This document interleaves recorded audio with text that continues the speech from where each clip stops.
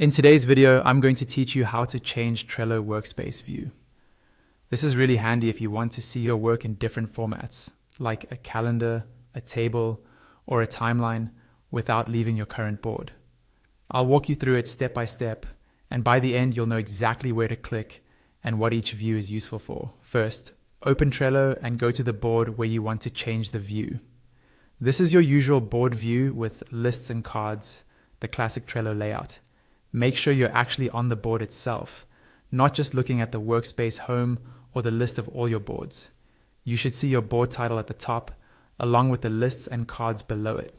At the top of the screen, next to your board name, look for a drop-down that controls the different views. Depending on your version, it might say something like board or show an icon that looks like a layout. Click on this drop-down. This is the key control that lets you move between all the different ways of looking at your board's information. Once you click that drop-down, you'll see several view options appear. These include board, table, calendar, dashboard, timeline, and map. You can switch between them simply by clicking the one you want. If you choose board, you'll stay in the standard Trello view with columns and cards, which is great for visual task management. Table view lets you see your cards in a spreadsheet-style layout. This is useful if you want to sort or scan lots of cards quickly, especially when you're managing many items across different lists. Calendar view arranges cards by their due dates. This is perfect for planning deadlines, seeing what's coming up this week or month, and spotting any days that are overloaded.